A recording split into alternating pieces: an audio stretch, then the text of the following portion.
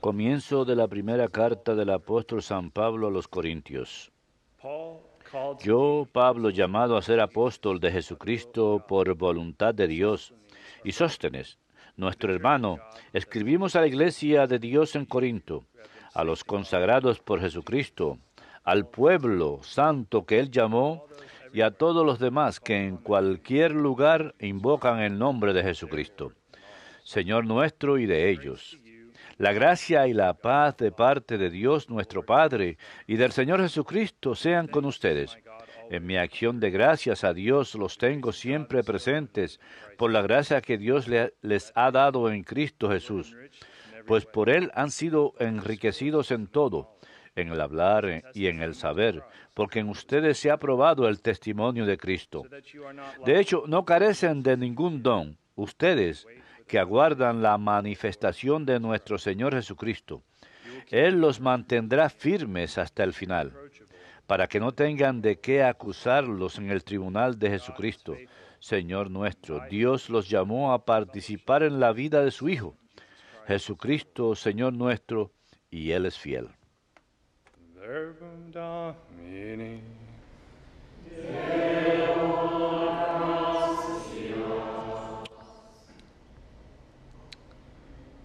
I will praise your name. Bendeciré tu nombre por siempre jamás. Bendeciré tu nombre por siempre jamás. Día tras día te bendeciré, y alabaré tu nombre por siempre jamás. Grande es el Señor y merece toda alabanza. Es incalculable su grandeza. Bendeciré tu nombre por siempre jamás. Una generación pondera tus obras a otra, y le cuenta tus hazañas. Alaban ellos la gloria de tu majestad, y yo repito tus maravillas. Bendeciré tu nombre por siempre jamás. Encarecen ellos tus temibles proezas, y yo narro tus grandes acciones. Difunden la memoria de tu inmensa bondad, y aclaman tus victorias. Bendeciré tu nombre por siempre jamás.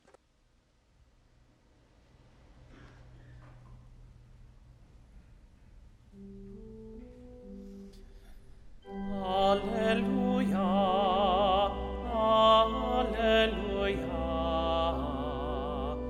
alleluia, alleluia,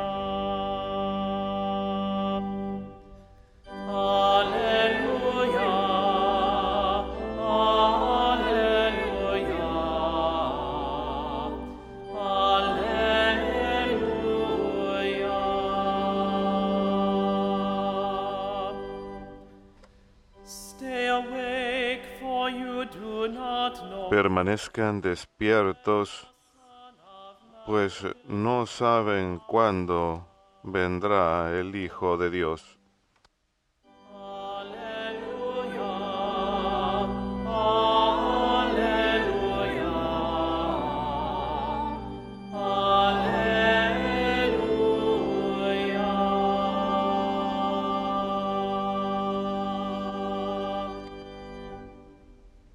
The Lord be with you. El Señor esté con ustedes. Lectura del Santo Evangelio según San Mateo. Gloria a ti, Señor. Jesus said to his En disciples, aquel tiempo dijo Jesús a sus discípulos, estén en vela, porque no saben qué día vendrá su Señor. be sure of this, Comprendan que si supiera el dueño de casa a qué hora de la noche viene el ladrón, estaría en vela y no dejaría abrir un boquete en su casa. Por eso, estén también ustedes preparados, porque a la hora que menos piensen viene el Hijo del Hombre.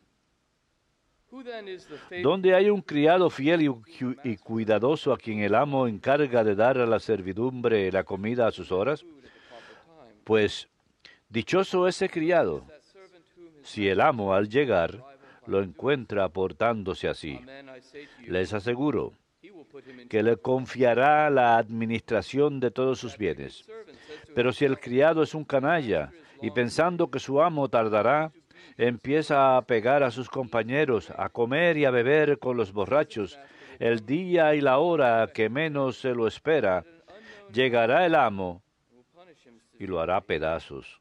and assign him como a se place merecen los hipócritas. where there will be Allí wailing and grinding será el llanto y el rechinar de dientes. of the Lord. Palabra del Señor. Gloria a ti, Señor Jesús.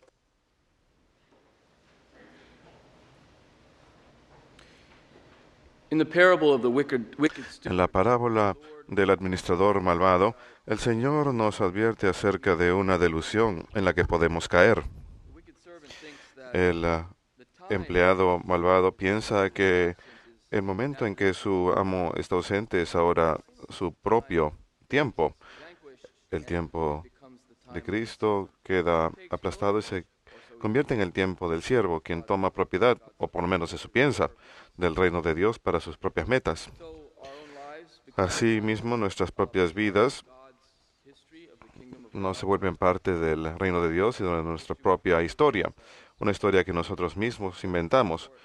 Y por supuesto, por lo tanto, el siervo piensa que ya no es más siervo del amo, sino un agente que puede obrar según sus propios planes, y esto resulta ser planes bastante egoístas. Empieza a golpear a sus compañeros y a empleados y empieza a emborracharse. Y aquí dice que el amo llegará en un momento inesperado. Notarán que no controlamos la hora en la historia del reino. El amo lo controla.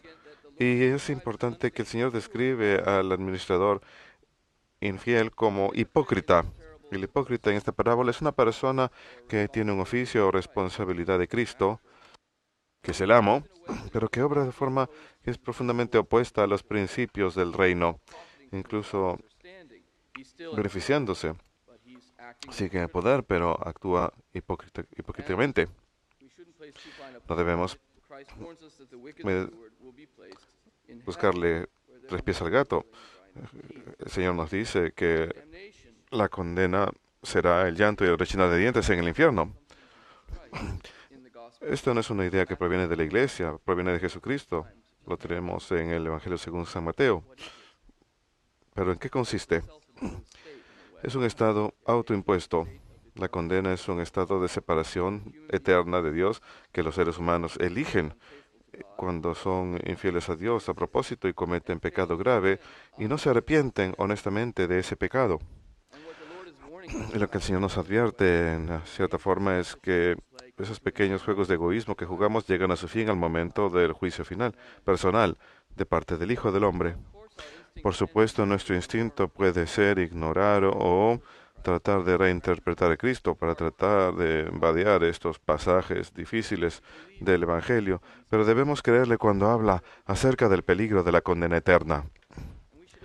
Y debemos entender que, de hecho, en cierta forma, es parte de las buenas nuevas. Santo Tomás de Aquino dijo que la enseñanza del Evangelio con respecto al infierno y el cielo nos llaman a la responsabilidad, a que tomemos en serio la importancia de nuestras decisiones humanas ante Dios y nuestra respuesta a la gracia. Y por lo tanto, en ciertas formas, son enseñanzas liberadoras porque nos ponen en el camino hacia la verdad. And even more than that, we should Y más que eso, debemos decir que el Señor nos enseña acerca del juicio porque nos ama. know that because he Lo loves us. sabemos porque nos amó al punto de morir por nosotros. But it's not Pero kind of no se vague, trata del tipo de psychological, therapeutic accepting of love without condition. aceptar amor sin condiciones. An unconditional love. No es un amor sin condiciones. El amor de Dios por nosotros expresado en la crucifixión es un amor infinito, pero pueden decir que hay una vulnerabilidad en ese amor que nos exige todo. Así que nuestra respuesta, nuestra cooperación o nuestras defecciones de ese amor Of vital son de importancia esencial. Dios toma nuestro amor por Él mucho más en serio que nosotros podemos pensarlo. Así que nuestra hipocresía como siervos es mucho más grave de lo que podemos pensar, en especial si creemos que de alguna forma estamos alineándonos con la nuestra, que Dios no ve las cosas, porque eso es prácticamente believing in God. no creer en Dios, casi, en su paternidad, en su realidad, en su amor. By our baptism, Por all nuestro of us bautismo, todos nosotros como cristianos estamos to bear witness to Christ llamados a dar testimonio de Cristo en lo que decimos y en lo que hacemos, and in coherence with each other. And this is all the de more forma congruente uno con otro, y es más aún el caso cuando uno es sacerdote o obispo, ministro público del Evangelio. Así que saquemos la hipocresía de nuestras vidas.